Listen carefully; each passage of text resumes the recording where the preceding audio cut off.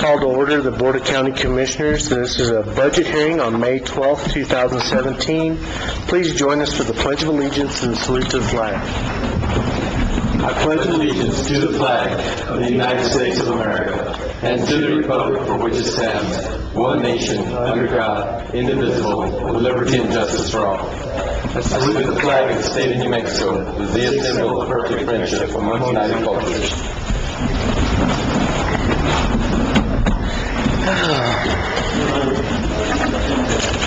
Okay, today we're gathered for a budget hearing. This portion of or this meeting is for the elected officials and department heads and the county manager to go over their requested budget. If we can, I know this is going to be pretty hard on some of these departments, but if we can keep it to about 5 minutes, it'd be nice. And I think we're going to start today with the maintenance department, Mr. Lockett. If you can just turn on the mic when you get there. Thank you, sir.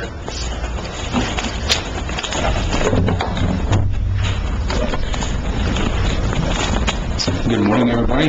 Good morning. Morning. So, bear with me as I'm kind of new here still, so I'm just trying to figure this out. Well, So everybody knows that's page 4 of 157, Department 3. No. Yes, it is. Yes, no, I don't know. so if I could, is there any questions? Do you have any questions on any line items at this point?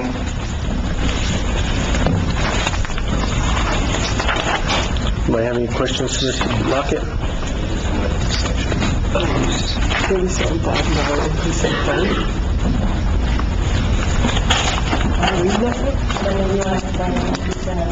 What you did there?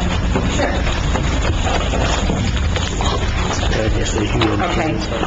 What I've done is, what I did is I took all the budget requests that were submitted by each department, and by looking at yours, it looks like you've asked for an increase in your equipment. No, just to explain why there's a $37,000 increase in the phones, remember that you combined? Oh, okay, I'm sorry. I misunderstood you. Yes, the reason there's an increase in the phones is because your department pays for everybody's phones, okay? So I think last year we did, when we converted telephone services, we were, not telephone service, but when we purchased new equipment, we were still not sure exactly how much it was going to cost us, and that's the reason for the increase. So where the decrease that goes with that? If you moved it all into one department, is there a decrease from another one? No, because it's always been only in his department. The same thing goes with postage, it's always been in our department. Correct. I was told. I hope we're not doing this with all of the questions we're going to have, but just to get a better understanding of that, if you look at the expenditures over the years, right, in fiscal 15, it was roughly 50,000. Right, then it went up to 90,000. This year, it looks like we're on track to repeat roughly 90,000, which is what's in the preliminary budget. Right, so in that sense, there's no change in the over 3 years anyway. But what's, I think, throwing all of us is why the final budget for the current year that we're in says 48,000. It may be that there's no question at all if that's just wrong, and it should have said 88,000. Is Yes. that the case? No, it's under budgeted because in the final budget, if you notice, your final budget says $48,000. Yeah. Okay? But if you look at the activity, it's, well, mine's updated, and I think yours is too, it's 72,000. It's on track to be more like 85 to 88,000. Correct, so Yeah. that's the reasoning for the increase.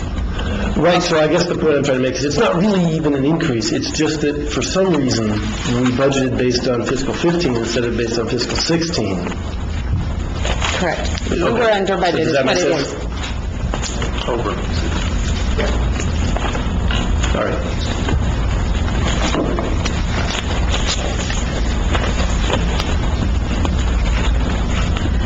Any other highlights there, Jason?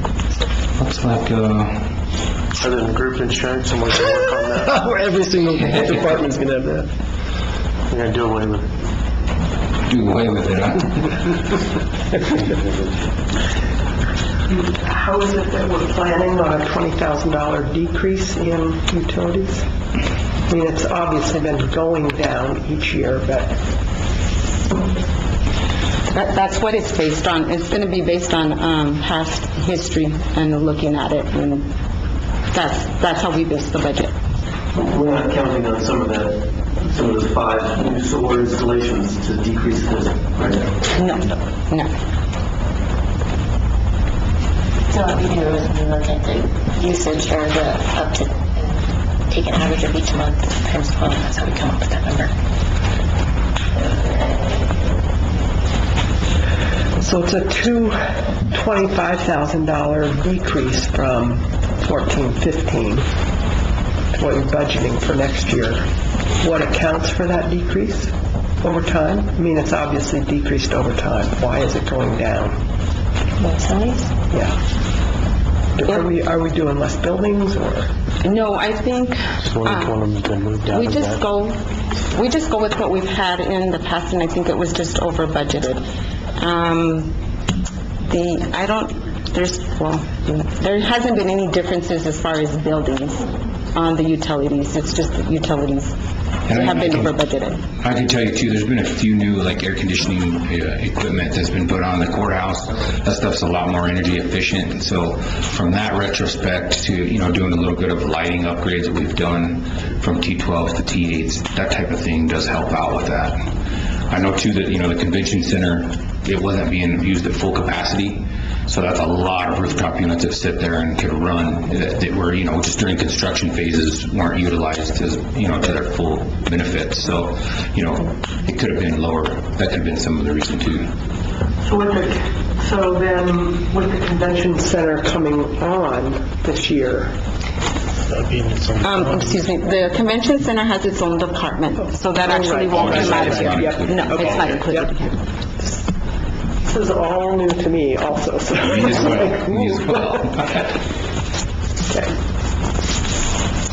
In general, is it fair for us to take the, what I'm going to call the third column of numbers, the activity through May, and multiply it by 12/10ths, as it were, right, 6/5? Because this must be the activity through the end of April. Is that right? Yes, and, well, I think yours is through the end of It says through May, but it can't really mean that. It probably, through May 8th, whatever the date that I run that report is the date that it's going to take the activity. So if I multiply by 6/5, I'm slightly overestimating. I would assume so. Okay. May 8th. So, yeah, but when I first started working with it, it was March. Okay, so it's just kind of, Sure. yeah. Yeah, I'm just trying to get a handle on it. And I would assume some things aren't linear, like utilities. If your situation's like ours, the air conditioning is a lot worse than the heating. And so it gets worse in the summer. Yes. Okay. And I think one other factor to consider with, energy rates and all that is depends on the time of the season too. If we have a more mild summer, our winter's not as cold, so that, utilities can fluctuate quite a bit.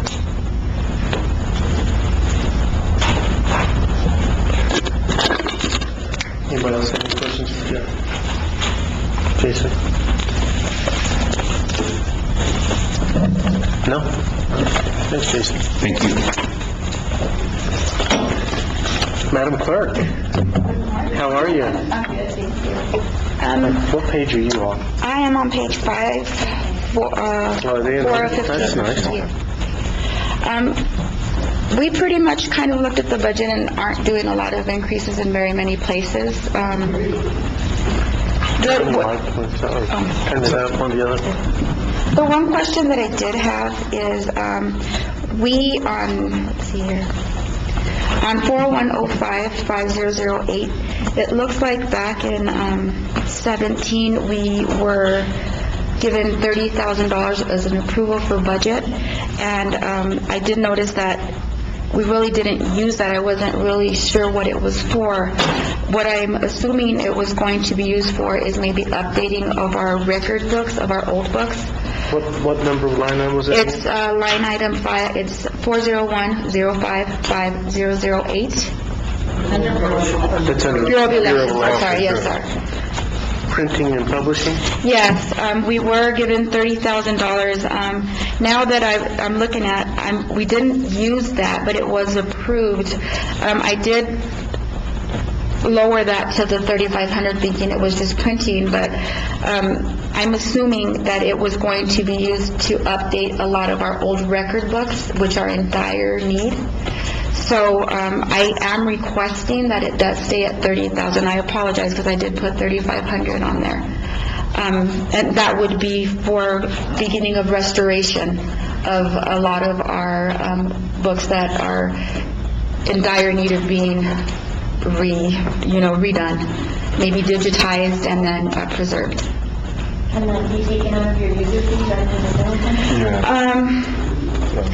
the We can look at that. I'm just looking that it was approved in last year's budget, and it just wasn't used. I wasn't You got another month. to use it.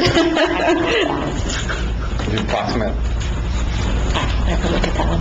What was the question? The user fee. On the user funds, do you know approximately what's on the user funds? I can go pull it. That's fine, I can get it from you later. Oh, it took me a minute. Okay, please. So that's really the biggest concern that I do have. As far as we tried to stay pretty much close to not doing a lot of increases in what we've already were approved. A lot of the stuff that we did request was because we had to redo a couple of things like maintenance contracts that we didn't have on our equipment, and are very important. So that's why it looks like, the money that we did have before was not being used for the purpose that we needed to. So we do need to do a lot of updates in the clerk's office as far as our equipment, recording equipment, microfiching, all that. And then they do all need maintenance contracts on there.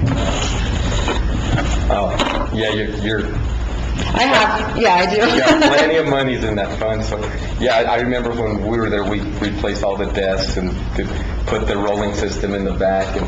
Yeah, we do have a lot of increases, so that it's going to be used for stuff that had... Probably have enough there for about the next 10 years. But yeah, okay, well, good. I'm glad to see that that's healthy. Yeah. So why is such a big increase in PERA in that department compared to other ones? Harry.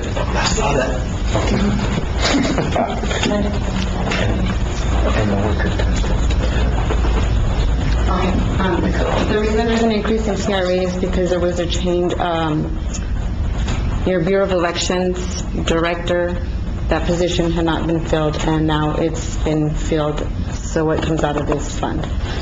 There was a transfer within the department. Basically, what happened is... Bureau of Elections went down. But I also did Bureau of Elections. So I did both jobs. And Rob was always good about actually decreasing his budget every year, seemed like. He was really good in doing And it that, and looks we're like kind of you're trying to following. stay in the same field. The only thing we are asking for is just the little increases that we do need for very important stuff as far as like the maintenance on the machines and upgrading of a lot of our old equipment. So I'm going to go back to the PERA question. It doesn't make any sense. Currently, we've spent about 27 between Bureau of Elections, and I know there's some similarities and some differences there between Bureau of Elections and clerks. And then we jump over and Bureau of Elections stays flat, but PERA goes up Shouldn't it just be a percent? 18,000 something? Oh no, more than that. 52%. Yeah. So, yeah, I think there's an error there. There's no way you can get that much PERA. Unless it's some kind of a back bill. That doesn't jive. You had a decrease in salaries and your PERA went up 52%. And that's probably not something that you did anyway, so. So I'm Marissa. Blame it on Marissa. Also in that area of not making a whole lot of sense, elected official salaries, I believe, were set by statute, basically. They're newly elected. And so this is an accurate amount? It's going down from 60,000 for the current year to 35,000? I'm sorry, I'm now on 04-5001. She voluntarily gave us that. Well, I asked her that earlier, actually. Turns out she didn't. No. I said, Marissa, that was so kind of you. And she said, what are you talking about? That was my salary 20 years ago. Okay. I think the confusion here is that we need to be looking at the column that says budget request, and that's 62,650, which is the salary for the, If you look at the beginning pages, the one that's out of 15 instead of out of 150 some, you'll have that column. If you flip forward in your book, you see there's two packs, right? There's one that goes to 157 and there's one that goes to 15. I found the one that went to 15 to be more useful. And I have to admit, I'm looking at the one I was given last week, not the one I was given this morning. which is fine. Okay. Because the one from this morning that I gave you is going to have two options of a preliminary budget. It'll be option A and option B, okay? Which option A includes, because of the fact that we decreased in revenue, and there was increases in expenses, so we... So we're supposed to look at which column? The 2018 budget request. So I had the impression that what I was doing was comparing that to the FY18 preliminary column. Right? Isn't that kind of what we're doing? Yes. So I'm looking at both of those columns. And I do see the request looking like it's a reasonable number for an elected clerk. It But I is. see the preliminary FY18 looking like a typo. The preliminary is going to be what we had discussed about possibly looking at furlough days and looking at decreases in positions and vacancies, a hiring freeze. But okay, so on this one line, it's elected official salaries, and I don't think we're giving the elected officials furloughs or freezing them out of their positions. That's a thought. Mine doesn't say that. Mine says preliminary. We're laughing, but I don't see that. Here, you can... Marissa's thinking EEOC, I can tell.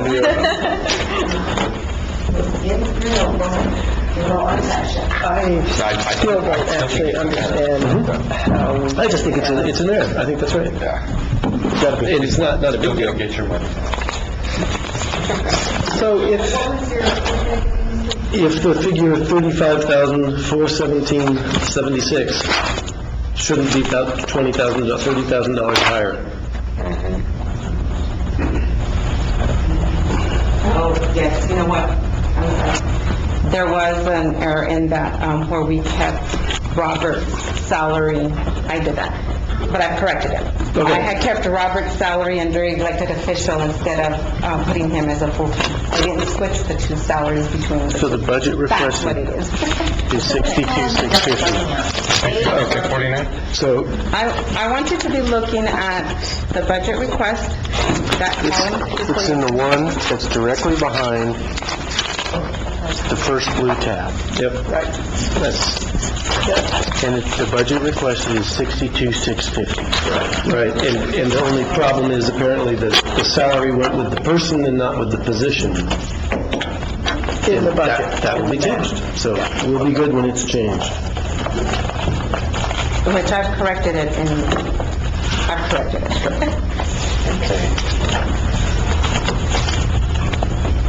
I don't have any more for the clerk. Anybody else?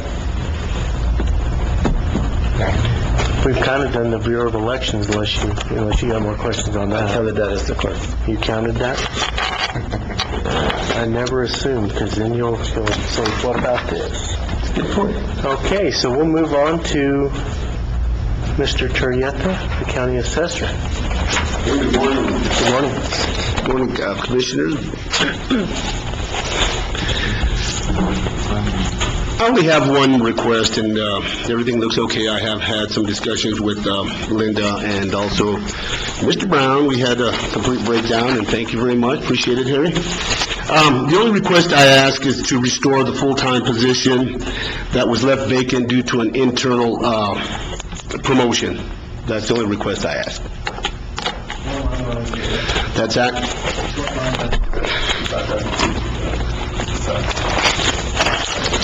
That's actually the 401065002, a negative $30,000. That's the only request I ask.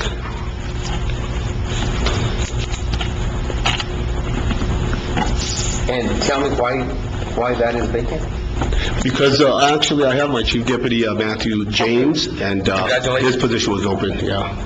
So now his position is open. That is correct, and that's the only request I have, nothing more. What is that position? It's actually an appraiser's position. An appraiser position? That is correct, ma'am.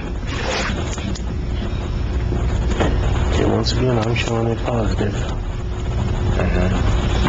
What are you talking about there? On page 5 of 157. Well, I thought we were on the one directly behind the blue page. So if by positive you mean from year to year, it's largely, it's very largely positive, and I was going to ask you a little about that.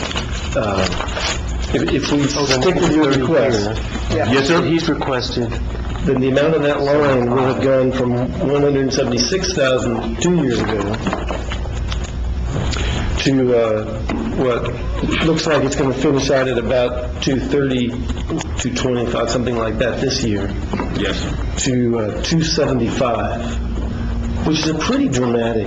Mr. Chairman, Mr. Chairman, Commissioner Brown, actually, when I walked into the assessor's office, I only had 2 employees, and that's why the discrepancy of the increase and everything. So when I walked in the assessor's office, I only had 2 employees.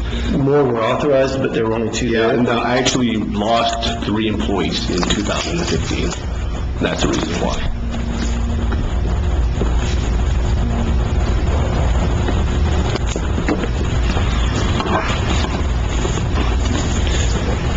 And Mr. Chairman, I'm not sure what the process is. I assume we take this under advisement and we come back later to... well, like I said, this is a preliminary budget. We're going to send this to Santa Fe for approval. It gives you 60 days to go through this and decide if that's something you want to increase in the final budget or not.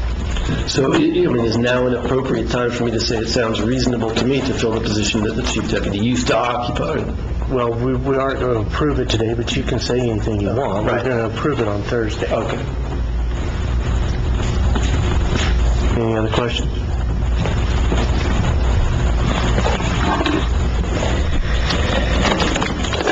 Well, I have a question. So is everyone in your office now out in the field doing appraisal work, or do you have some just doing clerical work? Actually, we just got through with the protest period and the rendition period, and that's taking the majority of our time on just trying to get the office functioning.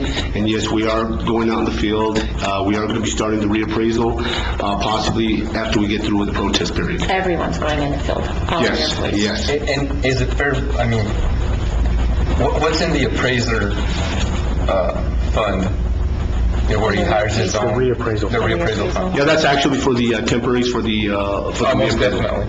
But, Linda, what's the balance in there? and that's only used for that, Yes, that is correct, sir. for reappraisal? And some of the funding out of the reappraisal is getting paid full-time salaries also. What full-time salaries is that? All of them. There's a From the portion, it's a reappraisal fund? 20/80 percentage. Okay, Yeah. okay. So 20% goes into the reappraisal fund. 20% is paid for the actual full-time positions 20%. Yeah. And then 80 for the from people the you hire general for the fund. reappraisal, And 80% is out of the general fund. which are part-timers, correct? Yeah, well, no, the part-timers are actually off the reappraisal fund. Okay. 180. And that's written in state statute? Yes, that is correct, sir.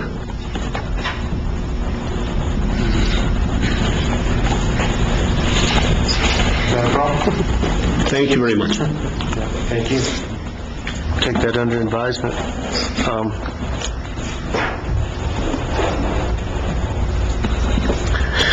Okay, next person, Mr. Treasurer, Steve Armendariz. We're pretty close on what's showing on here, and I was asked to document my request to transfer one position that is actually solid waste position. I'm asking for the person to be shifted to my office, and then appears to me by what is the preliminary budget versus my request that that's been granted. So is that correct or is that not correct? That is not correct. Okay, so I'm requesting 165,000.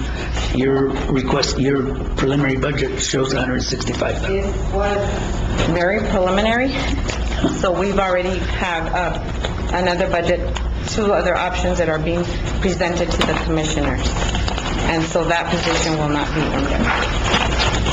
Okay, well, My current budget, Steve, says that in full-time salary is 165,667. Is that what you have? that's my request, yes. And that's also what's on the preliminary budget? Isn't it the same as an update? This is, there's an update. This was before the update. You that know, I- we got to get to where we're not having updates 5 minutes before we have a hearing. I'm sorry. Okay, in the documents that you have that I gave to you guys this morning, if you look at the 4th page, this is my breakdown of what the budget that I presented, with the justifications, partial justifications, and it's requesting the solid waste billing clerk be transferred to the treasurer's,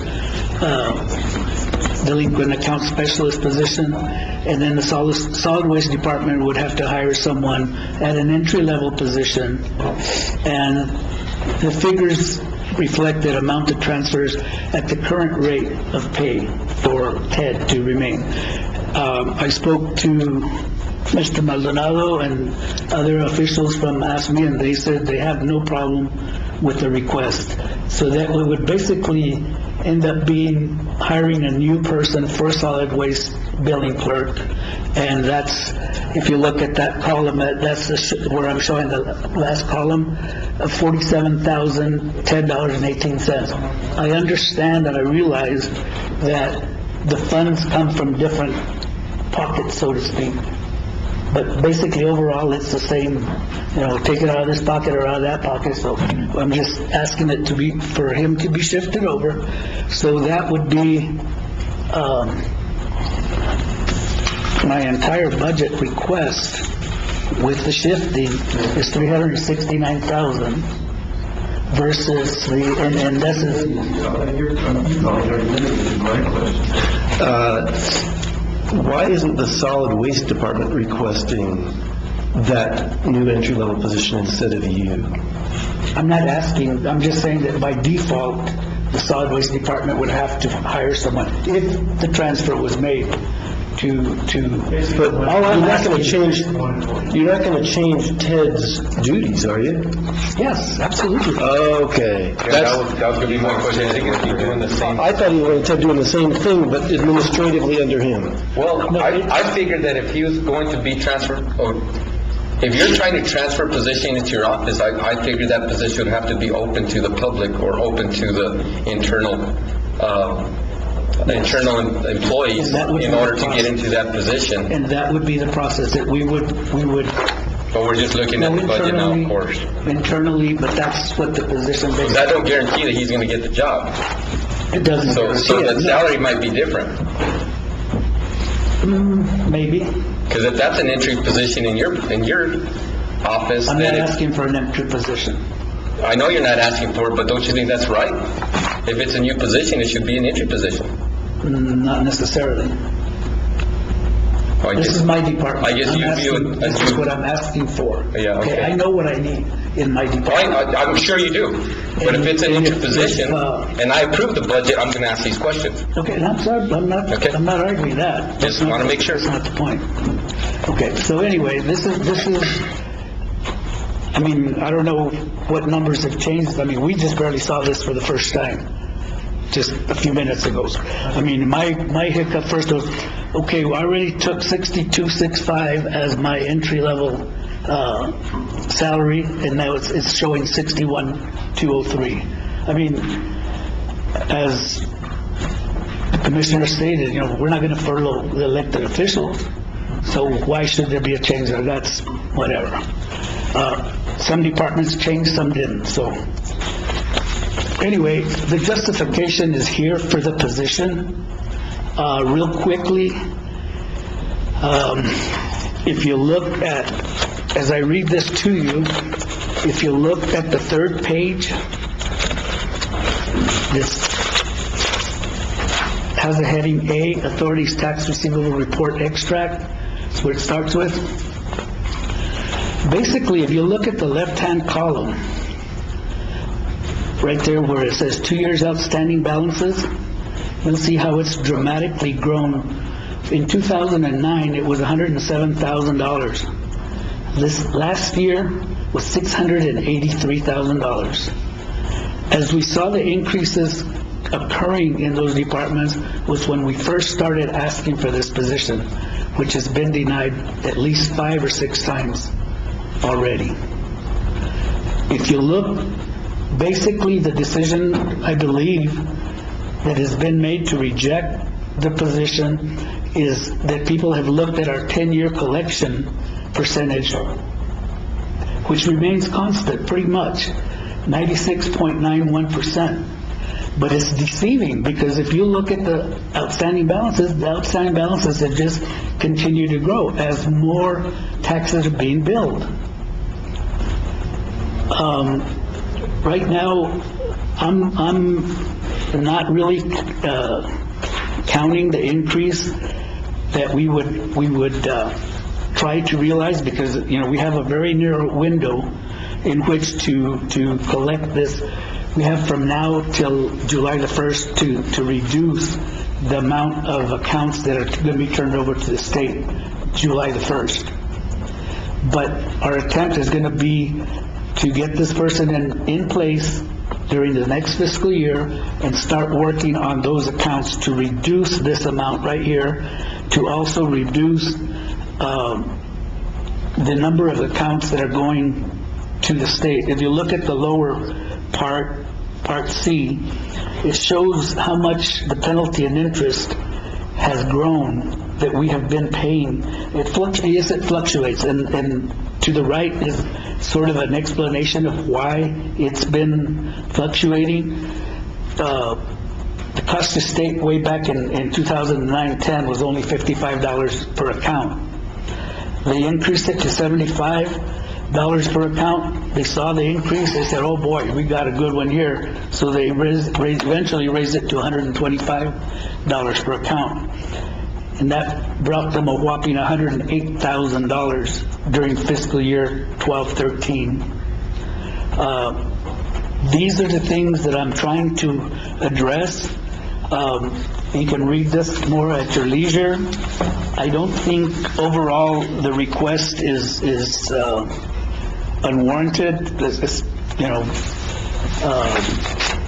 it also, to answer part of your question, Mr. Ramos, by moving Ted over, I'm just making a whatever supposition that he would be the most qualified person for the position. It also alleviates the solid waste paying this wage to him for the amount of work that he does, okay? Bringing in somebody else brings that $61,800 salary to an entry position of about $47,000, all in with all benefits and everything. So, that's the net difference, basically. So like I say, depends on where you're paying it from, whatever, it's still basically just a request of $47,000 more money out of the coffers of the county. I didn't go into any big detailed explanation of things that we have done in our office, the money that we're bringing in on our investments and so on and so forth.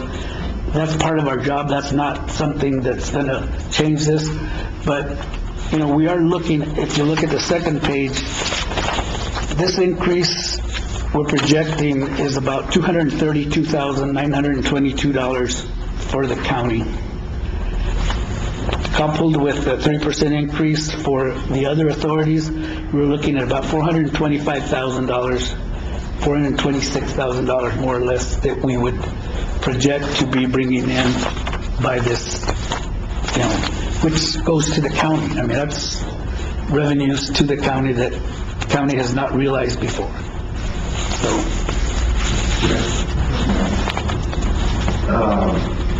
This 3% increase in collection rate, I assume that's 3 percentage points, as I understand it, represents money that eventually the state would collect on our behalf. And the state never collects anything for us. Well, they have an interest in doing so because they collect the penalties and interest. They collect from and that. keep it. Yes, sir. But they don't keep the property tax that was owed to us to begin with, right? Correct. They give that to us. Correct. So it seems to me not exactly accurate to say that the county is going to increase its revenues by all of this amount. Seems to me the part that the county will increase its revenues by is the potential penalties and interests that we would collect and not have to give to the state. Isn't that accurate? That part, yes, but we also would be collecting in each fiscal year an additional amount of the current taxes that are due. Okay, so we'd be getting it sooner. Delayed and delayed and delayed. We'd be getting it sooner. Sooner, but plus it would also eliminate, because as state statute says, once taxes are delinquent by 10 years or more, they're considered paid. So every year, those taxes that have not been collected go away. And have you given us a chart about the 10-year taxes on here that shows how much has gone away? I'm sorry? Well, I'm trying to judge how much of a problem that is. Once the state is on it, after 2 years, the state takes over, right? What percentage of delinquent taxes does the state fail to collect in the 8 years that it has to collect them? I'm not sure what the percentage is, but it's to the tune of about probably $8,000 to $10,000 per year that we write off or drop off, whatever the tax owes. Okay. Which we would love to collect, but it's not enough to justify a position. I'm trying to add the numbers up to see about a position. So we'd get the money sooner, because we wouldn't have to wait for the state to collect it. We would get the penalty and interest, right? Okay, so as far as a quantity that we're shooting for, I think I understand. I'm going to say it sounds like it's roughly $45,000 to $50,000 between those two things.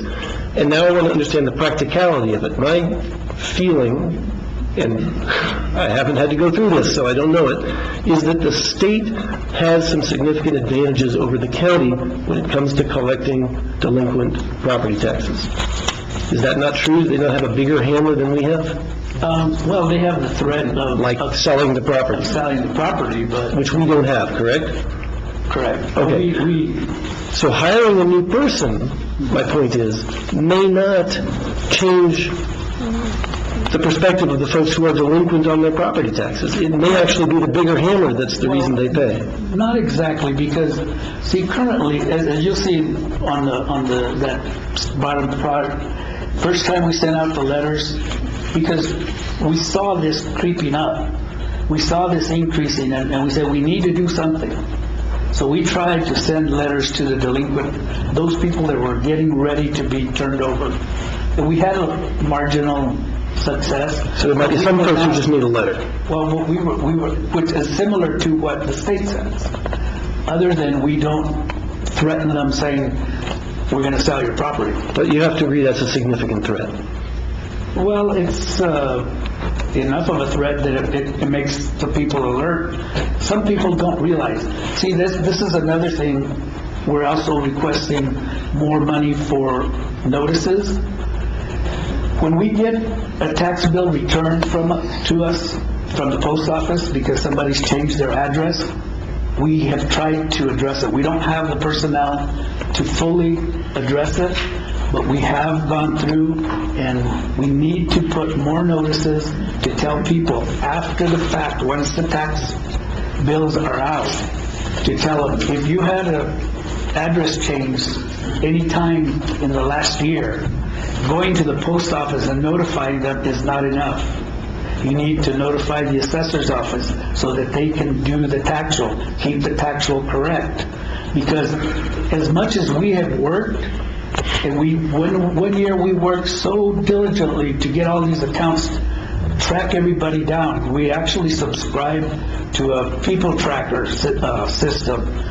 We found hundreds of accounts, if not thousands of accounts, at correct addresses. The assessor's office would not accept our upload of the addresses. Guess what? The next year, the exact same people are coming back. When the assessor's office sends a tax roll to us, if they haven't made the corrections, it turns them right back to the old addresses. You know, we've tried to work with that and to no success. But like I said, this is part of the steps that we need to take to be able to be more aggressive and being able to get the right billing to the right address, to the right people, so we can increase the amount that we collect year by year by year. And I mean, once it gets to the point of the 2 years and under, we doubled our loss because it starts going to the state. And you can see, so far right now, we've sent $26,000, and that doesn't include the month of May. What we're going to be ending up sending for the month of May and the month of June, and it's going to be significant. Okay, I just think that the hard-nosed fact is that is less than an employee. So if we view the state as a collection agent for us, and a collection agent with a lot more power than we have, then that's a reasonable trade-off. And I should have started everything by saying, I really appreciate all these details. It helps me a lot to understand where you're coming from. So thank you for all this preparation. I'm just trying to explain to you, viewed in pure dollars and cents, if what we're paying is $26,000 plus May and June to the state to do our collections for us. Like I said, that is not an accurate figure for this year yet. Look at the ones before that. 81,000, 95,000, 49,000, 137,000. And all of those beg the question, how much of that could we have collected with another person, but without the ability to confiscate and sell the property, right? We wouldn't need, if we could I think I've explained reach those where I'm people. coming from. Commissioner, have a question? Thanks, Steve. Appreciate you coming and giving us... Oh, yes, you can. Can you explain to me the discrepancy in your collection rates as what you're coming up with and what's reported to the state and we're required to look at when we submit the budget, and what DFA looks like is considerably different? What page are you on? The state shows that you have an overall, on the 10-year collection rate, he's showing a 96.91% collection rate. The state has you at 92%. I believe these figures are submitted with the audit. Can you explain the difference to me, where you came up with the 96?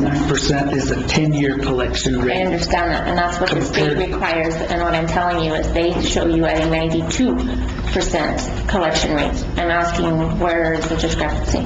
They're talking about the current year collection rate, No, that's what the state is showing that you... not for the 10-year period. They're showing it for the current year tax, Okay. which is 90.2. Okay. Any further questions? I have a clarification. So I want to understand what Charlene's question. So you're saying that on the 10-year percentage of collections, that the state's audited number is 92% versus Steve's percent of 96.91%. Okay. Do you have any idea what the dollar difference is there? Okay, but we can find out, right?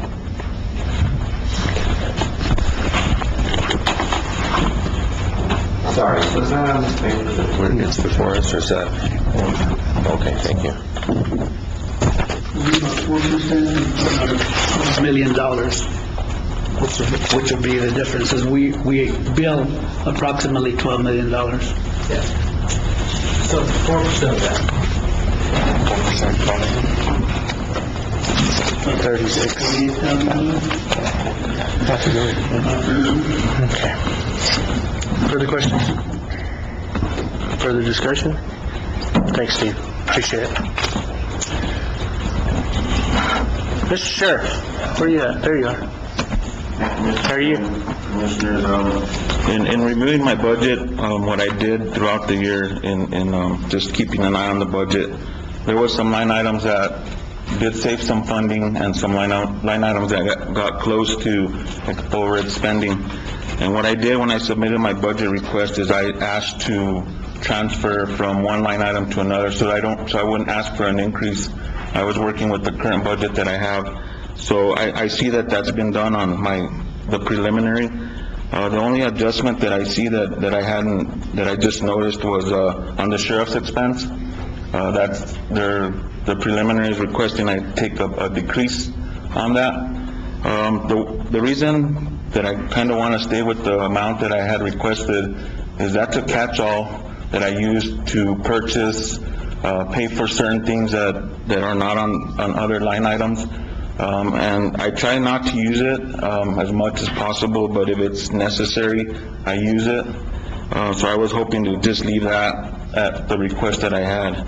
And that one is, it's 401-08-5036. It's been up and down within the past couple of years.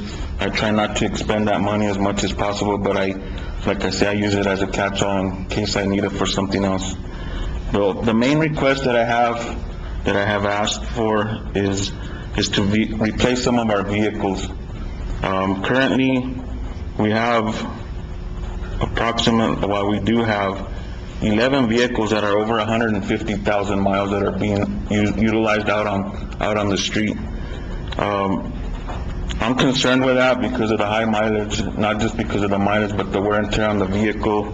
I know there's concerns of sometimes that deputies abuse the vehicles and all that, which, we address it when it's brought to our attention if it does happen, but, I encourage and invite all commissioners or whoever to come out and ride along with these guys and go out on calls with them. Go out to areas that they patrol, areas that they get called to, the roads they're traveling in. It's pretty much, they're in those vehicles 8 to 10 hours a day. It's like a home, and they need to be able to have a reliable, comfortable vehicle. And some of these areas that they have to respond to, the vehicles go through wear and tear because of that.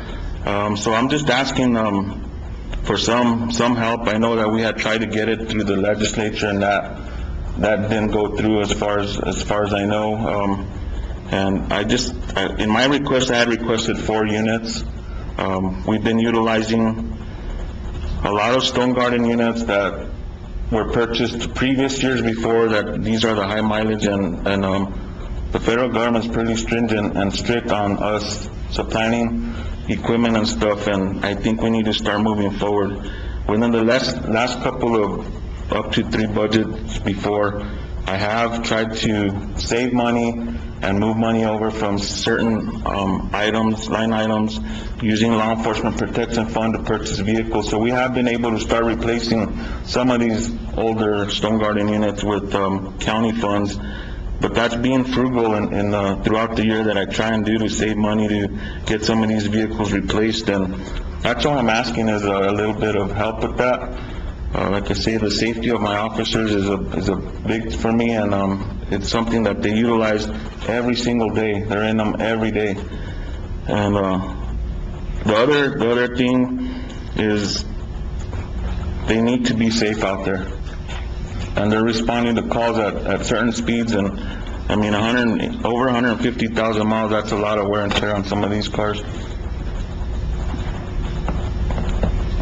The other request that I had was, you know, and it's a sore subject, but I did ask on my budget request to try and somehow give my staff an increase in their salaries, and in my request that I sent in, I had even offered to not fill a position to be able to use some of that money just to compensate the current staff that I have.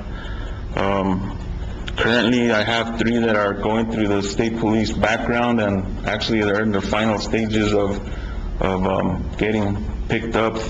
And I'm losing good quality staff because of pay, you know, and, you know, it's hard to replace good quality people nowadays. It's very hard to recruit, and I'd like to try and hang on to what I have. And I have made the offer to not fill a position, to save that funding, to just transfer it to the current staff and try and keep them here.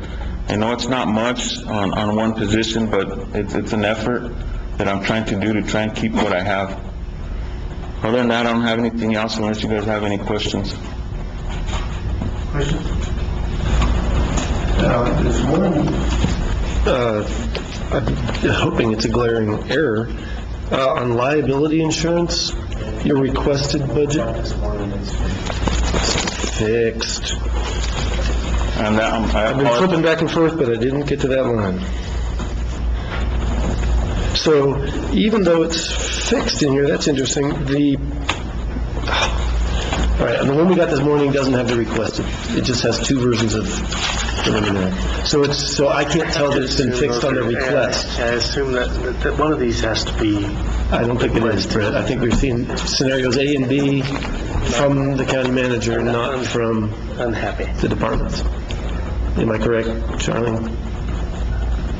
The different versions that you're looking at? On the version we got this morning doesn't show the requested budgets. No, it only shows the options that Linda and I are presenting to you. But to kind of explain the liability insurance, it did go up this year, but what looks odd in his budget is that the liability insurance for all the departments, specifically the fire departments, were being all paid out of the general fund, and so we had to make an adjustment to allocate those to the proper funds. So it's a little misleading when you look at it. But So the sheriff... Maybe it wasn't requested, but it is in the preliminary now. Exactly. The reason it's important is when I look at the bottom line, it looks like his request is less than what we're budgeting. And so I'm like, oh, no problem, do what you want. But here's why, right? There's $250,000 not accounted for in liability insurance. So that helps me understand that there really is a proposed increase from the sheriff, and it's not so easy to say, go buy new vehicles.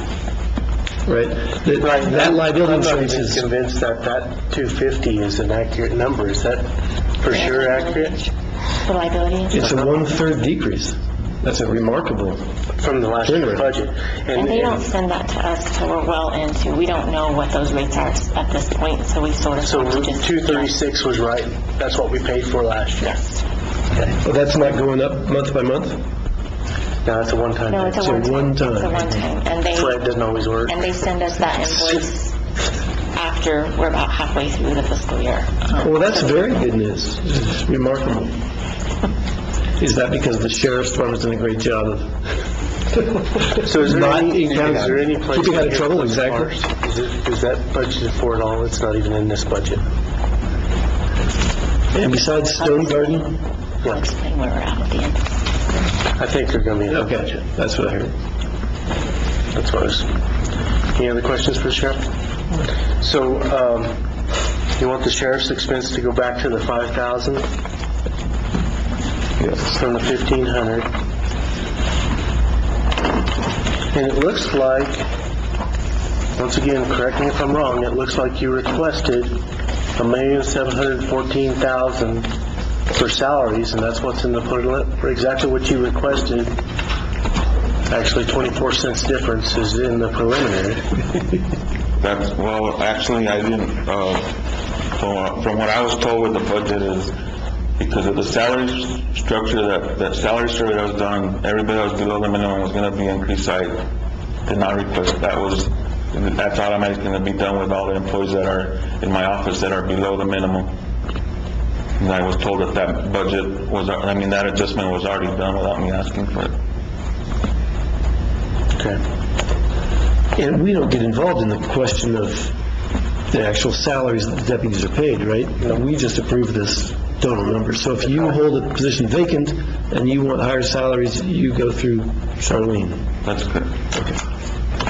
So this 14.16 is the holdback to do the increase? That's to account for, to bring the majority of the employees that were below the minimum. To bring them below bring them up minimum. to the minimum in the compensation fund. Which is something. Yeah, right. Okay, further questions? Okay, we'll move on. Yeah, what's the capital? I'm sorry, Commissioner, we've moved on.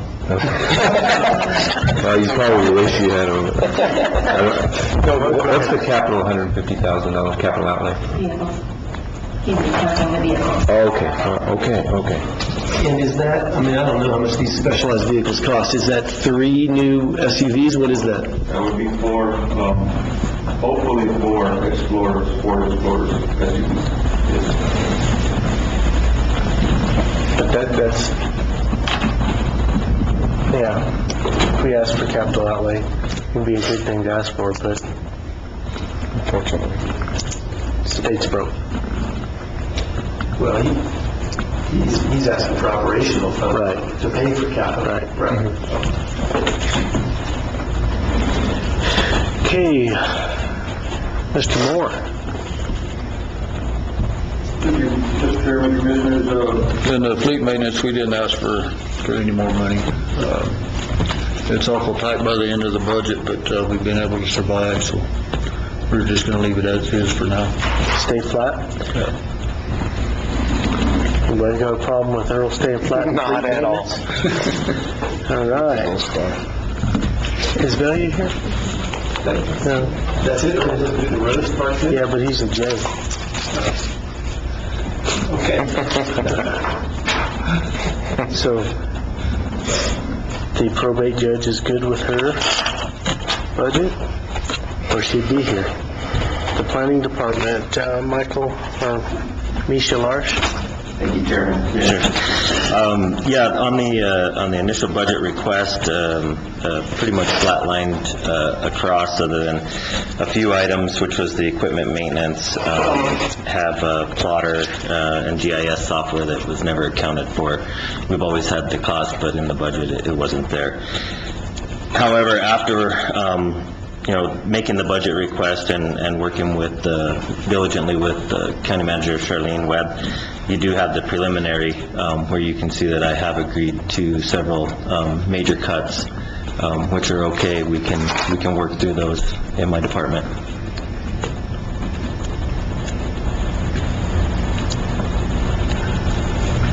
One question I had overall is about the significant variation in the group insurance rate changes. And, that might just be explained by individuals leaving and coming. But in this case, it looks like we have an agreement, you just said, to reduce full-time salaries, which might mean fewer people there, and yet group insurance going up by 40%, which is double what has happened at other departments.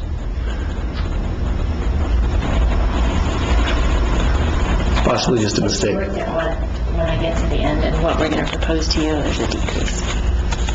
I can't explain all the columns. Right. No, and I didn't expect necessarily anybody to, but I guess I'm fishing for either an explanation or an acknowledgement that could well be an error, and we'll look into it.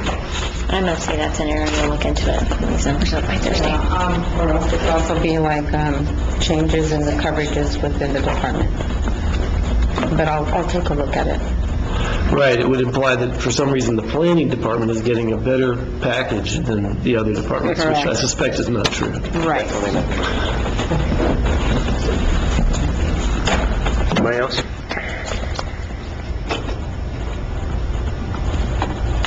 No? A minor thing, but for me, software isn't the same as equipment maintenance. Is there no line for software? come down in our IT budget. It's not specifically in each Okay. I mean, that's obviously minutiae, but it just surprises me that it's put in that line. I agree with you, Commissioner. Anything else?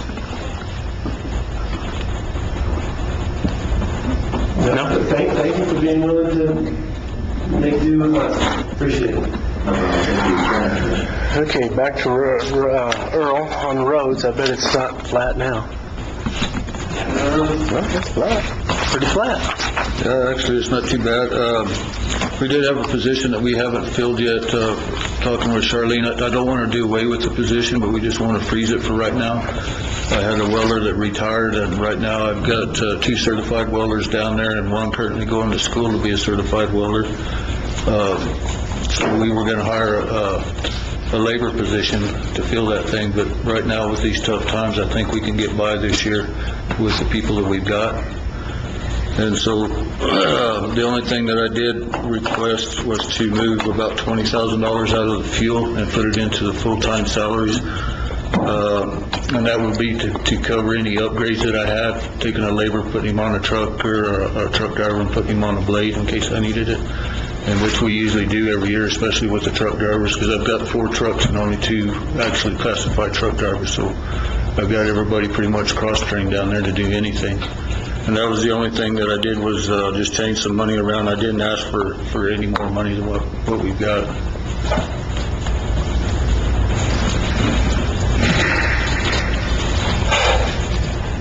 I'm sorry, you must be tired of hearing my voice. Don't you want to talk something? No, thanks. Okay. All right. Earl, so you say you took $20,000 out of fuel.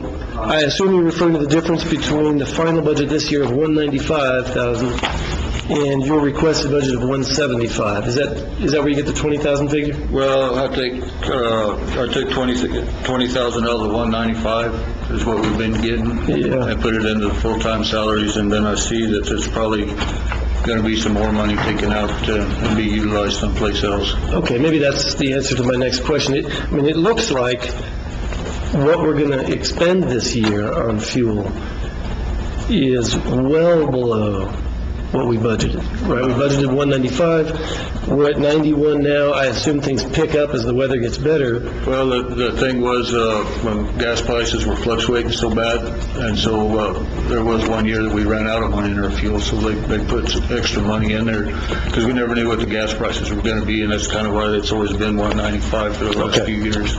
I guess I would reframe the idea of taking 20,000 out. In my mind, it looks like, the 120,000 that's recommended as opposed to requested is closer to where we'll end this year, and it still leaves a cushion. Right.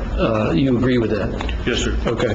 So, in fact, the 175 is about 55,000 more than what sounds like a reasonably safe budget for the current year.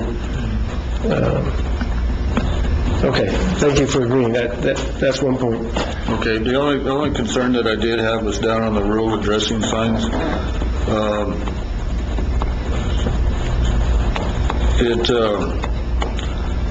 It may be a little low, because I'm pretty much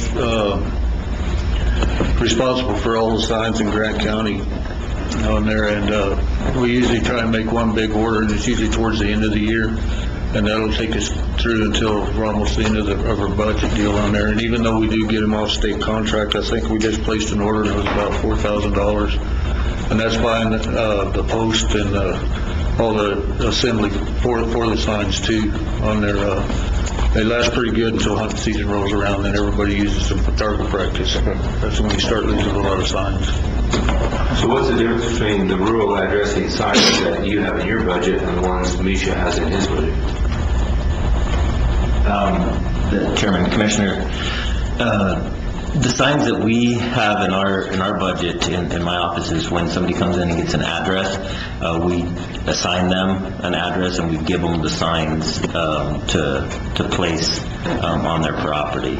So those are the rural addressing, and we've done pretty well. It looks like in the past this year we were low on those numbers, and so we did have to make an order this year to get those. So yours are the new signs, his are the replacement signs? his signs, if I'm correct, and he can correct me, I think those are the actual street signs Yes, sir. Oh, okay.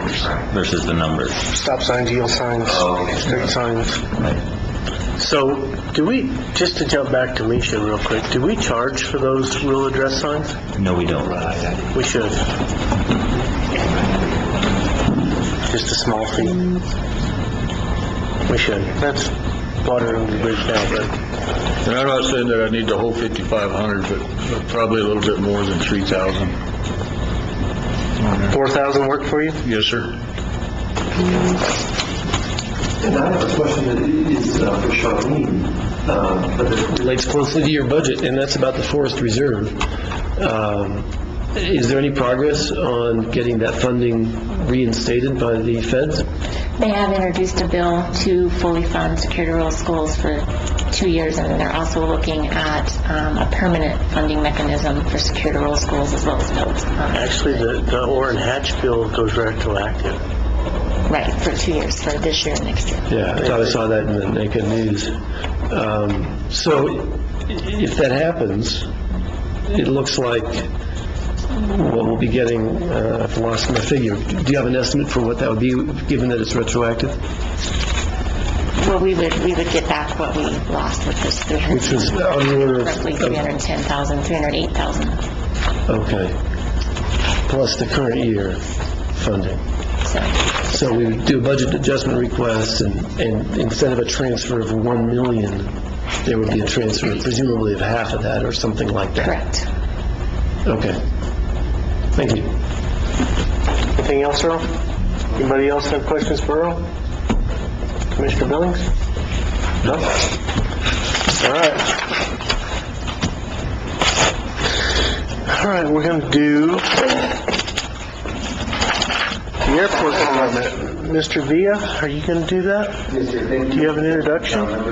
First of all, I want to start by introducing our new airport manager, Rebecca Wenger. She just started April 27th.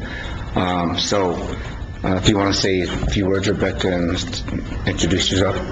Well, first, very happy to be here. As Randy says, I've been in the office for about 2 weeks, so I've been doing a whole lot of reading and trying to get caught up and making contacts with the FAA and others at State Aviation, and just trying to get us reset with the community. And so working with the Forest Service, looking at ways that we can increase our funding for fees and other things that we have not been collecting necessarily over the last many years, and hopefully we'll start seeing a more positive flow. Any questions? No, ma'am, I don't have any questions for you. I know that that's one of the departments that I have circled for overtime, so I hope you keep your thumb on that, because it's been Yeah, we've just a little lost a over. position recently, and so we're looking at ways that, for us, of course, it's covering when fueling occurs. Which comes in early in the morning and then has an evening flight, and then this time of year when Forest Service starts picking up when fires pick up, we're really kind of in a response mode. Right. And so we're looking to get more people certified to be doing fueling in-house, and hopefully, we can keep a handle on that for you. Absolutely. Thank you. Thank you. Anybody else have any questions on the airline? Welcome aboard. So, Mr. Chairman and members of the board, again, going back to the budget, we did not fill a position at this point. We're working diligently with what we have now. We know the overtime is an issue. It's been an issue. Some of the issues with that come with Boutique and their delays in flights. I've got to, keep people on. We are looking at different service charges for those delays, whether they're at the time of of staff not being on the ground, then there'll be a bigger service charge that will be charged. Now, we're working with that. I think Rebecca brings a lot of knowledge to our airport. We're working right now with different ways to generate revenue, and I think she started that already in the 2 weeks that she's come on board. And then the fuel. Of course, right now, we've got a Chinook helicopter, a Type 6 helicopter, 2 spotter planes that the Forest Service has leased out for reviewing the forest during fires and other surveillance. So I think there's a potential there with her, with having a body at the airport as the manager on a daily basis. I think that's going to create revenue for us, and she's already looking at ways, and of course, a lot of it will come through the commission, and so you'll be aware of that as we move forward, and working with Charlene as well, knowing what's going on and what our expectations are at the airport. So right now, we're in a tough situation because it's fire season, but we're ready, and just getting people trained, people willing to step up and want to help with us at the airport. So unless you have any questions, again, the budget's pretty flat, moving forward with the elimination of one staff member. Thank you, Mr. Fee. Any questions? Just one. And I don't know if it's for the new manager or not. The fuel sales of 500,000 compared to the fuel cost of 360,000 looks like an awesome margin for us. Is that realistic? Well, it's realistic in a sense that we have a certain rate for boutique who fills up every single day, but now then we have a different rate, obviously, for commercial and military that come in. So the thing with fuel is you just don't know. You have those, again, we're in the summer months, so we're going to have a lot of activity selling the low lead 100 and the Jet A, but as we get into winter months, the low lead won't sell as much. When we get the military helicopters coming in, maybe twice during the summer, you're talking about 8 to 10 Black Hawk helicopters filling up at one time. So we're looking at ways that we need probably a bigger refueler truck. Right now it's being leased. We think that we can go out and at some point get one purchased with a loan through World Fuel, but we're working at that. So yes, I think the fuel is definitely and that's why when we look at overtime towards boutique and some of those overtime hours that they have to, it's important because that is our economy right there, in a sense that we're generating some revenue. In the fact that rent is doubling, is that part of your guess that having somebody on site will increase revenues? Well, yes, no question about that. I think eyes on the ground over there consistently, landing fees, tie-down fees overnight, some of those things weren't happening for whatever reason. I just think we didn't have somebody on site. We do now, and I think those eyes on the ground will consistently be looking towards revenue, and I think we have her today. Fabulous. Thank you for that. Thank you. Anything else? I have a question, operational, it's not really for them, and it has to do with the current year. We show a deficit at the airport of 165,000, and so this is another one of those questions. It's just for me to understand how we do this. It seems to me normally if we had a deficit, we'd be showing a transfer in, right, to cover that. Yes. And yet what we show is a transfer out of 70,000, which contributes to the deficit. So what is going on? We still need to do the half of the transfers for the fiscal year, which we typically do in May. But that transfer out was for one of the airport runway grants that we had to do. So it was just a through transfer? Yeah. It's like for accounting purposes, for this grant, we had to show the transfer out. We had to do a transfer as part of our match, but I still have to do the other half of the transfers in. I see. Okay. Okay. And then, of course, we're still waiting on revenue to come in. I think we've gotten all of it now, right? Because I think we were like 2 months behind on revenue. And it's... I think we have, Mr. Chairman, Mr. Brown, I think we're $70,000 that we're waiting on, and so we're just working with boutique now. Now, again, now that we have somebody on the ground, there'll be a lot closer communication. Right now, a lot of that stuff was being done here in the administrative building. It's going to be transferred over there, and there'll be a lot quicker communication with boutique, the lease agreements, and, all the landing fees and all that. So you don't think that this was a problem with them as a company? You think it was an issue with communication? Well, yeah, in some sense it was just trying to get, the data from the airport to the administrative building into the system and then to them and then back. I think we'll have a better communication with somebody again on the ground, which that stuff will be, it's all electronic. So, the fact is we think it would be quicker, but once they're invoiced, then it's going to take them some time to get back to us. I don't know what the weight is on their side, but we send out cash flow. Yeah, we send send out multiple invoices, and so they're aware of it, and we keep track of all that, so.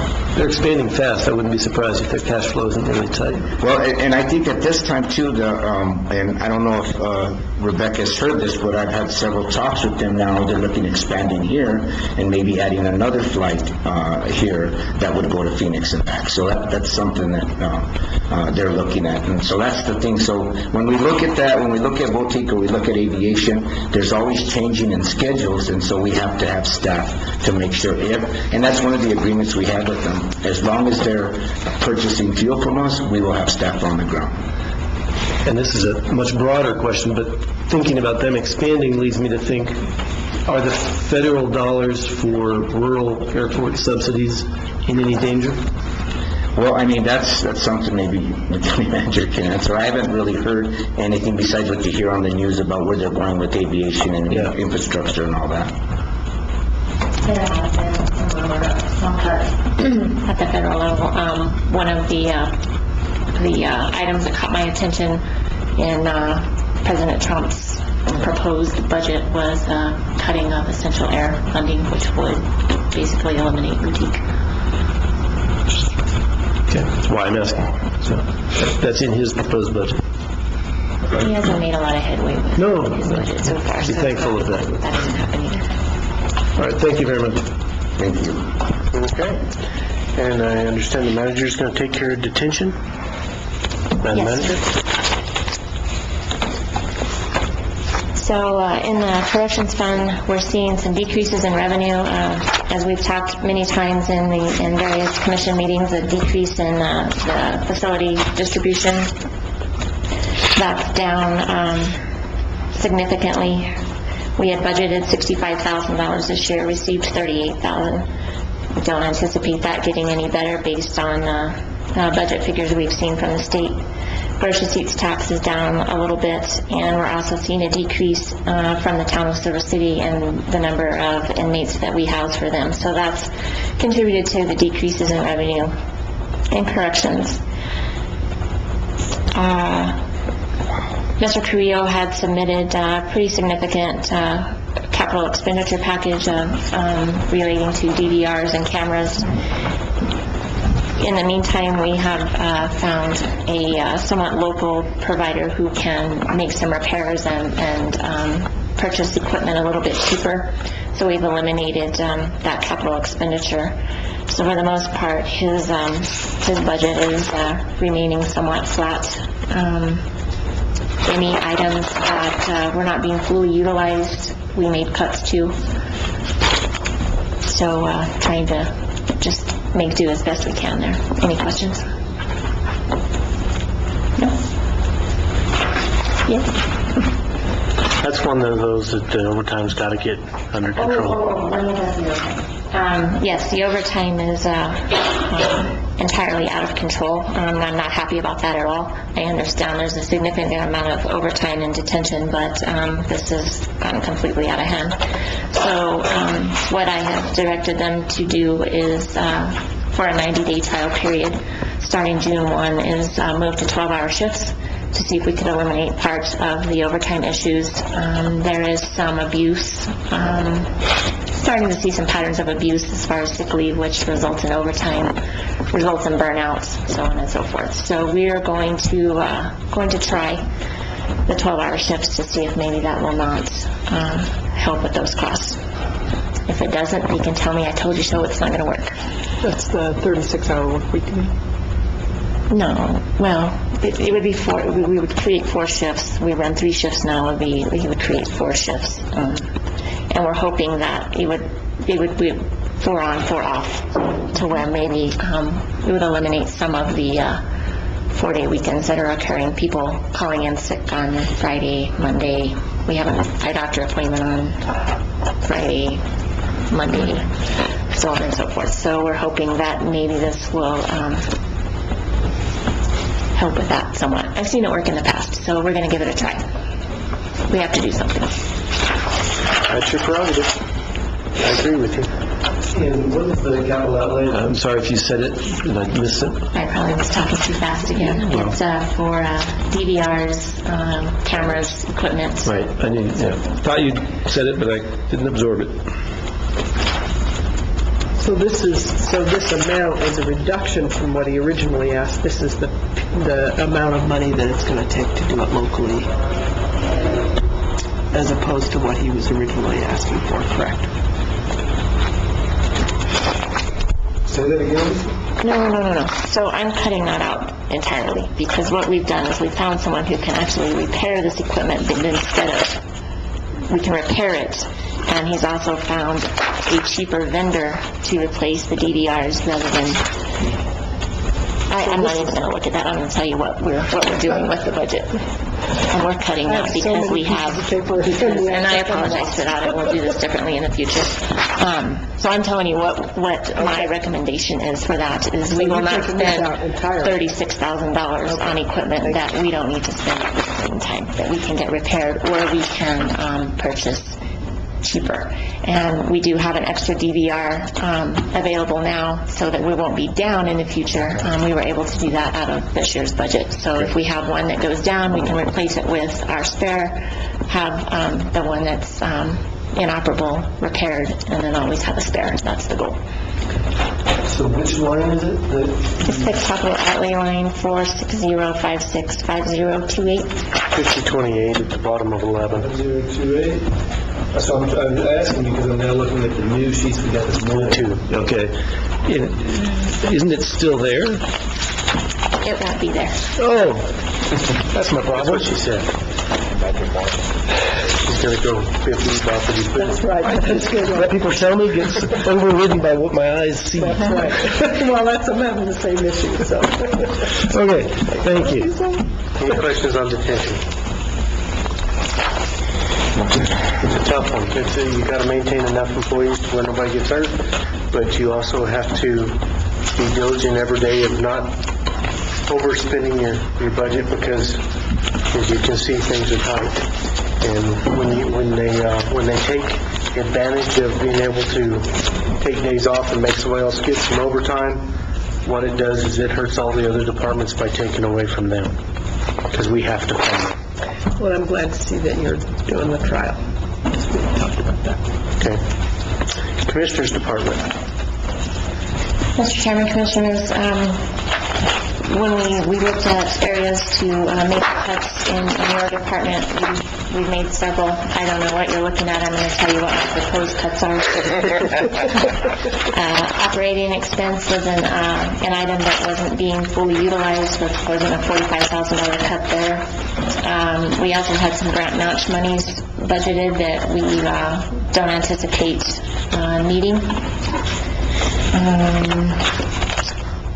Our audit contract will be a little bit less this year, so that's been adjusted accordingly. Professionals on Page 215 in the news. And as commissioners, with all of that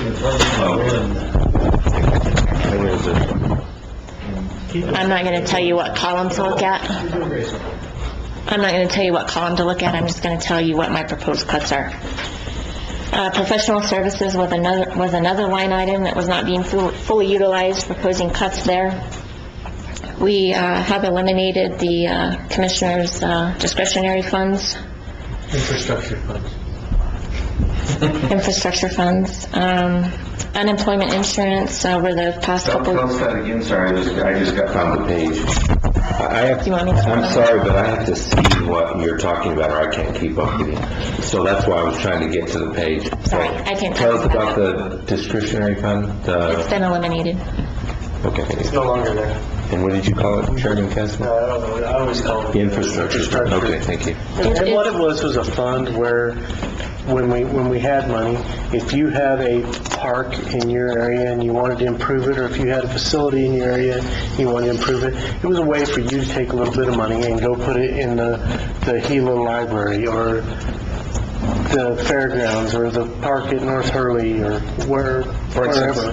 I used it one time for the Baton Park. We corrected the flooding situation we had there. I bought tables for the convention center. That's what it was for. Okay. We no longer have any discretionary funding for infrastructure. That went away because... I was out of pay. In the current year, we use it for insurance, is my recollection. That's exactly right. Thank you. I just wanted some more audible explanation on that. And was it ever even a separate line? Yes. Was it actually shown? It is, it's under contingencies is how it's titled in the budget. Contingency. It's 40101 5112. It gets referred to by many different titles. And so, just as a by the way, since we're on that, is the 37,000 for the current year accurate, even though we've only spent 5.5? That's what we left that was encumbered with purchase orders prior to the insurance going up and me Are those sweeping likely those funds to be invoiced? So yes, this will pay for things that were already. A lot of encumbrances are never invoiced. I'm looking at Randy, but okay. That's true. So that's what the 37, that's what was left that was encumbered. So I mentioned unemployment insurance, we decreased that a little. Hopefully we won't need to utilize all of that. I think it's funny that we have to pay unemployment insurance on commissioners. No. We're going to become unemployed. That's not true. It's not for commissioners. That's what we have to pay. Some of the other cuts that we made were to all external agents, or not really external agencies, but we have funded Main Street, some nonprofit groups, the Baird Library, the Rural Bookmobile, proposing cutting all of those. Some of the contractual services weren't being fully utilized. I didn't feel the need to budget excess money if we weren't using it. And also, the JPPO has not fully utilized all of their funding, so I'm proposing only funding what they've been using. So those were some cuts to that particular budget that I'm proposing to make this year's budget work.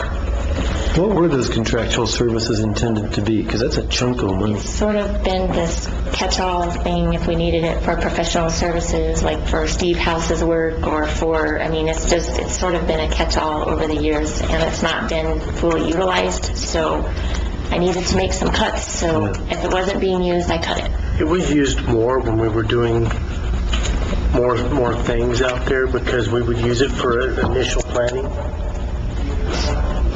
stuff like that. So how do you two veterans feel about that particular cut? Well, it may be nice to have, but if that's one of the things that needs to go away, in my opinion, that's fine now. But I wouldn't take the line item away, because eventually we're going to come out of this. We left some in there. I may have mentioned yesterday, I don't believe there's a state.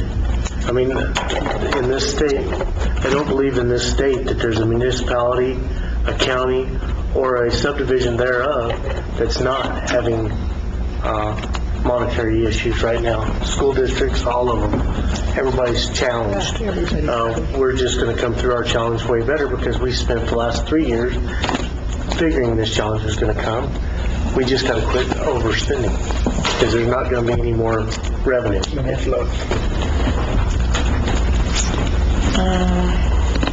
In my budget, there was some overtime budgeted. There's absolutely no reason for there to be overtime in my department, so I cut that.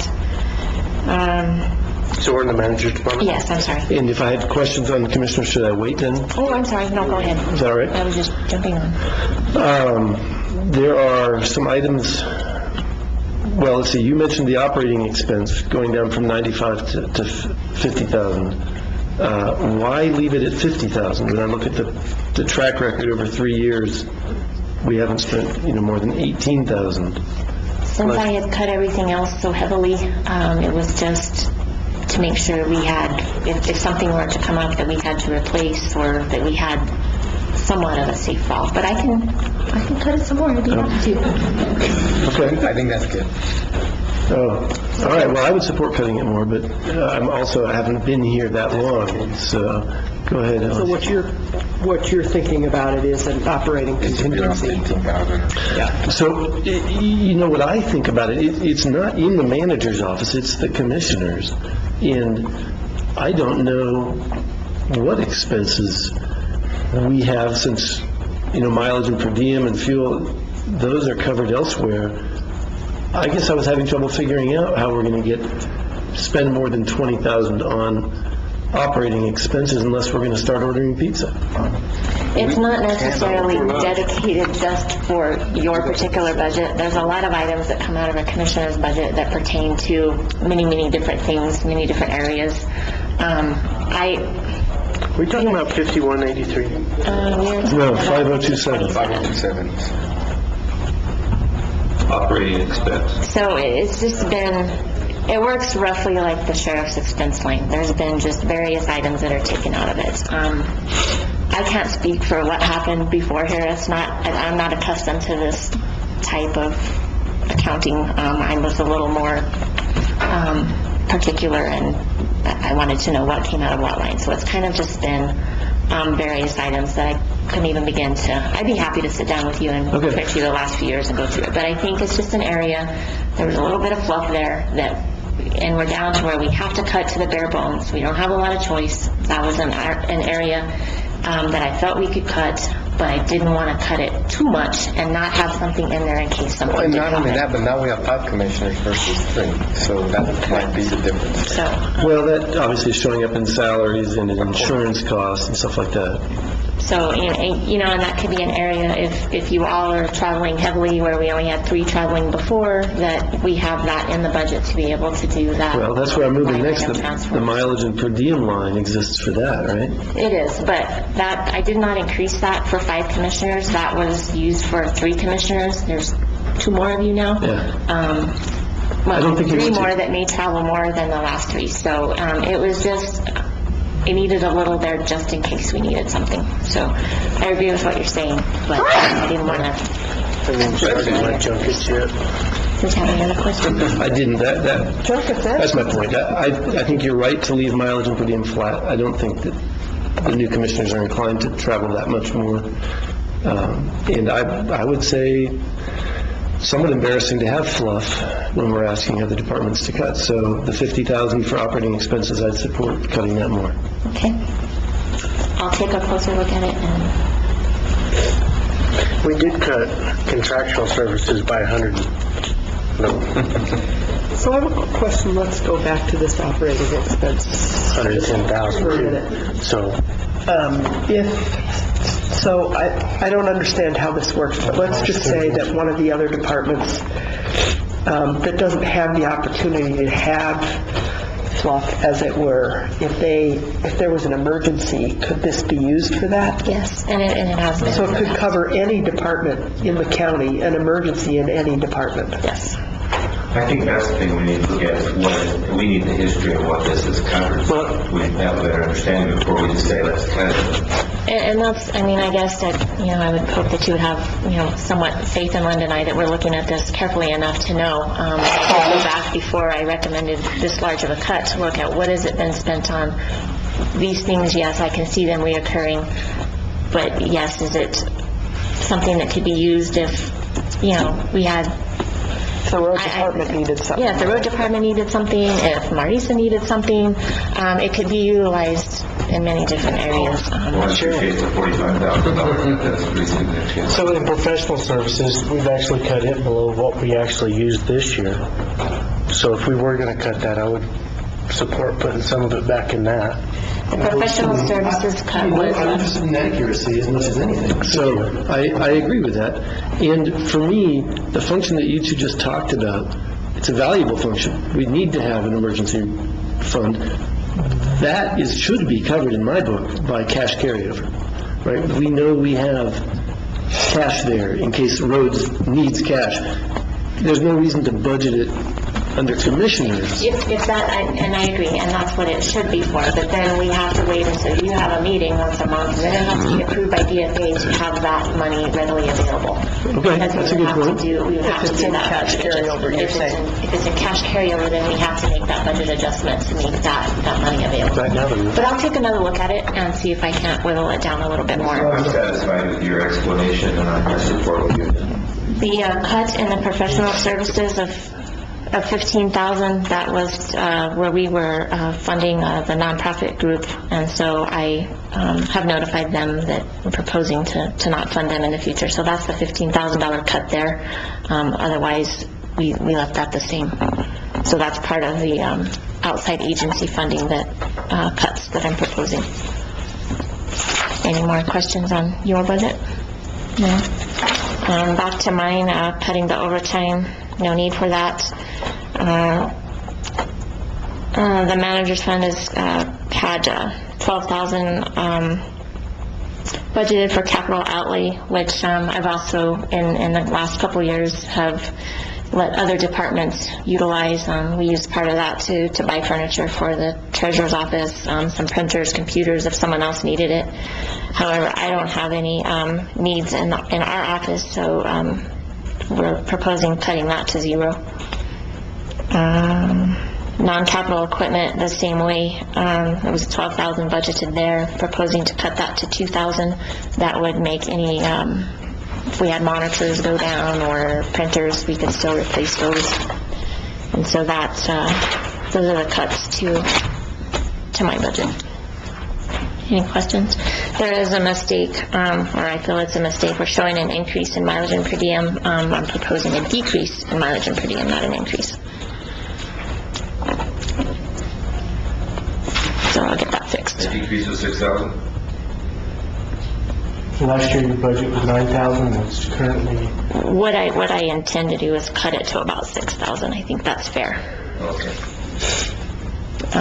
In these lean times, I don't think we need to be doing a lot of traveling. That's not necessary for training.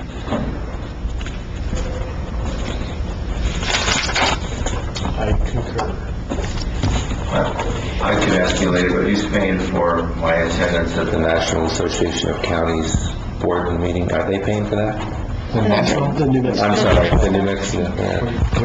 To take this Okay, question. that would probably be you as Sorry. the national, but no, they pick up. They pay you? They pick up that cost.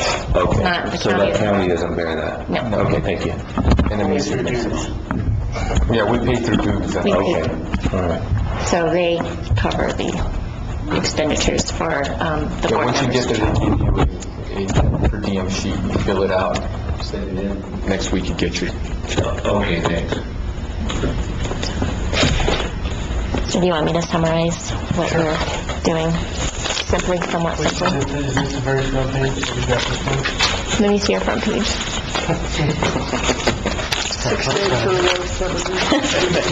Let me see the first page in your binder, please. Okay, so you should have 3 different versions in there. There should be at the top right-hand corner, preliminary A, preliminary B, and then a requested budget. Are we all have the same thing? All right. We're on the same page. So, the requested budget, what this was taking, all of the elected officials and department heads' requests as they submitted, and as you can see, it resulted in an ending cash balance of a negative $1.5 million. So obviously that was not going to work. So Linda and I sat down, started making cuts, felt that we made some significant cuts. What it boils down to is having to reduce the operational expenditures. Our revenues are down. Our rough estimate in the revenue decrease is about $600,000 decrease. We are looking at, with insurances, the increase in elected official salary for the 2 new commissioners. We're looking at roughly an increase in expenditures of $765,000. So, I mean, it doesn't take a rocket scientist to figure out that doesn't work. So we went in, made some significant cuts to the budgets, taking out any line items that were not being fully utilized, fluff, if you will. There's probably a more professional term for that. Cut all of the capital expenditures. Mileage and per diem wasn't being used. We made those cuts. So if you will look at preliminary A, our first thought to make this work was we would an immediate hiring freeze on all vacant positions. Departments under my direct supervision were asked to really take a look if there were any layoffs that could occur based on we had to make some significant cuts, look at that. So preliminary A shows 7 eliminated positions and a 6-day furlough for all non-public safety employees. And we continued over the last month or so, continued to look at things. One of the things that just kept working on me was our increase in our health insurance. So we made some calls to the state, found that we can get back into the state pool for significant savings of over $200,000 a year, which would eliminate the need for furloughs, and we would only eliminate 5 positions. The 2 positions difference there was we were proposing cutting 2 in the detention center. And as Brett stated, that's sort of a catch-22. You could get yourself in a real bind there by not having enough staff. So what I would like for you to consider is preliminary B, looking at changing that insurance, or I will be meeting with Mr. Rydesky next week to show him the rates we're looking at by transferring to the state pool and see if he can match those numbers. It reduces the need to furlough employees, which makes me feel much more comfortable. The last thing I want to do is hurt the employees, and we have pay issues and pay equality issues as it is. So I would like for you to take a look at preliminary B that's in your packets, and that is probably going to be my recommendation for you next week. So Charlene, will you please explain the 5 eliminated positions? The 5 positions is a position in planning, a position in Maurice's office, isn't that correct? The position in Raul's office, the vacant appraiser, the airport tech position, And the labor position in the road department. 5. And we're not. For the airport tax, Okay, so we have a position in the assessor's office, position in the clerk's office, position in planning, airport, and road. That's 5. So these are positions that are currently empty? You're just... Or proposing a layoff in one particular department. I'm not going to get into that here. Okay. So some of them are positions that are currently vacant, and just so we would freeze that for now. I need to make everyone understand that I'm not saying that we want to eliminate these positions forever, is we just need to put a freeze on those positions until we are in better financial situation, because we are not in a good place. And as Brett said, you can pick up the newspapers and you can look, there's counties all over the state laying off employees, cutting positions, furloughing positions. Valencia County slaughtered.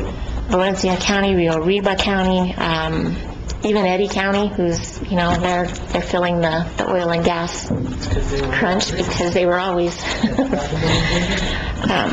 So anyway, we could change the language to hiring freeze rather than eliminated.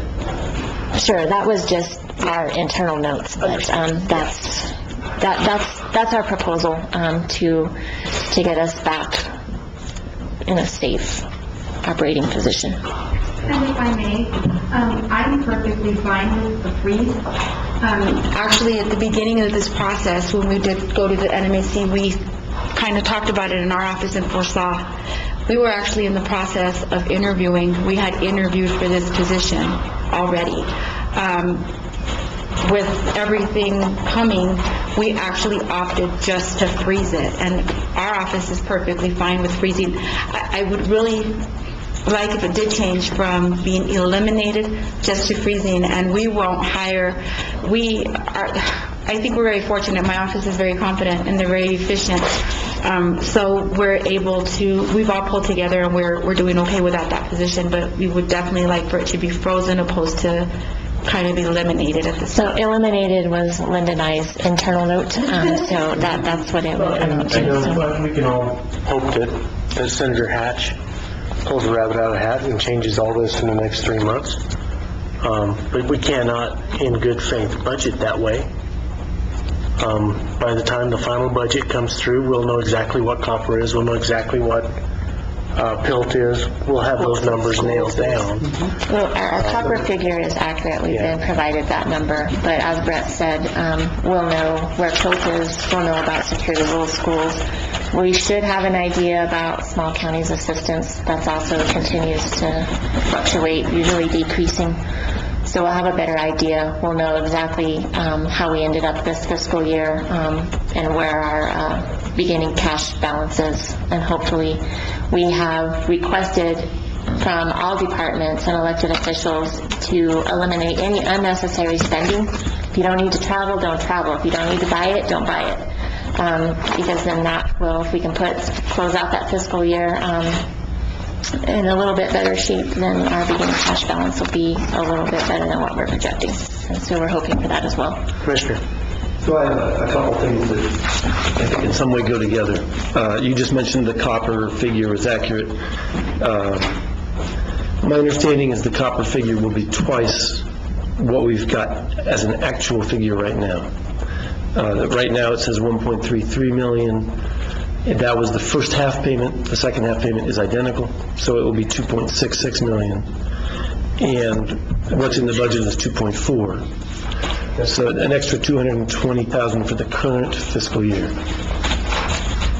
Right, so what we budgeted last year was 2.4, what we actually got was 2.6. And there's no criticism involved at all. I'm just saying we actually do have a real figure for that. For this year. For this current year, that we will get 220,000 more than is in this budget. Well, that was the figure I was given last year from the assessor's office. Like I said, I'm not critical at all. In fact, I think it's wise to budget conservatively. That's what you've done. My point is there's a little more than we're saying there is. And I view, having talked with Raul pretty extensively at this point, and not this Raul, but the assessor Raul, I view that position as similar to the correctional positions, that it's a potentially a penny-wise, pound-foolish thing to do, because I've become convinced that there is new value out there, not just reappraised value that is going to change the rate that we get from the DFA, but actual net new value that will pay for that position, and that it would be wise of us to fund it. And that's why I asked the question, whereas all of his staff out in the No, I observed that. I appreciated the question. And I like the way you stress new value, because it's actually complete new value, not added value. Right. And I really had pushed that hard with him. Yeah, and if he keeps adding, the rate's going to continue. Adding to current values, the rates are going to keep coming down. But your new value is worth less. So we really need to start working with him to... I believe he understands that. I hope he does. Having spent many hours now with him, I believe he's aware of that. Because we hear about the new values coming in all the time from him, and it kind of scares me. Right. I've urged him to report those clearly as different things, net new and reappraisal. Now, I'm interested also in doing accurate reappraisals, because that's a matter of fairness, right? But I agree that does not help us financially. So what helps us financially is the net new. And that's where I'm coming from. I believe we have the money, and if you need to look to a source, we have it in the copper revenues that we know are coming in June. And I believe it would be pound foolish not to fill that position. So we are seeing a $106,000 decrease in copper for the entire year. There is a decrease. Compared to the year before. It'll go from 2.6 for what we're getting to 2.5. For next year. Yeah, okay. And that's already in your preliminary budget. Right. And I assume that is relatively well known also, since it's a 3-year rolling average. Right. Yeah. So, Commissioner Brown, in your conversations with the assessor, has he given you any figures on what he thinks net new might be? No, I urged him to include that in the presentation so that we could defend filling that position. And this was in the last week that we got to that, so I don't blame him for not having those figures yet. But no. Instead, I've seen stacks of paper that represent things that he needs to assess. I think it would be appropriate to ask for that in terms of a graph, something in writing about the value of what he thinks he can gain in net new versus what it would cost to. I agree. So hold them accountable. Yeah. So I'd also like to just say thank you to the county clerk and the road department, all the departments that are obviously, everybody's making hard choices at this point, and I just appreciate the hard work that you guys are doing, and hopefully this will get better in the next year or two. And with that, what are we looking at the next year or two? Because we receive copper revenues 3 years in arrears, is that right? Well, if it's going down, just what I've seen is when you see a year go up, since it's a 3-year rolling average, there's a good chance the next year is probably going to go up. And once it hits kind of level, there's a good chance it's going to start going down. But it's starting to go down now. So I think you can anticipate down again. That's what I'm worried. We'll be in a worse situation next year, and maybe the next year. So I appreciate your conservative approach and everyone who's cutting back and trying to make a squeeze, because it will just be that much more worse off next year in this instance. Well, I think there's other things, it's optimistic that they're looking at the safe rural schools and, that sort of thing, but who knows what other kind of cuts could come out of the White House at this point that would affect us. And the state, for that matter. Central Air, for example. Right, exactly. That would be a huge. That's not going to come directly out of the White House. That's going to come out of a budget. Well, out of And the congressional budget, let's say the that. big problem is when you got a guy that's sitting in Boston and he goes, "Why am I spending money on those hicks in Silver City, New Mexico, that are a net taker of federal funds instead of a net giver of federal funds? Why am I voting for that?" Even if he's a Democrat, Republican, Independent, whatever, it changes the way the legislature operates completely to east versus west. It's a Still hurts us hicks in Silver City. Still hurts it's a us really hicks. weird dynamic, is I guess my point, is the same thing, because it's the PILT and Secure Rural Schools has diverse support from Republicans and Democrats. The problem is it's all west of the Mississippi. So It's an east-west thing. it's an east-west thing. It's not an RD thing. Why are we paying for the coast of flood insurance? There you go. So, any further questions on the budget? You can ask them again on Tuesday if you want, in your time. I would urge you, if you're going to have questions, to get with the manager and the finance director so they would have answers.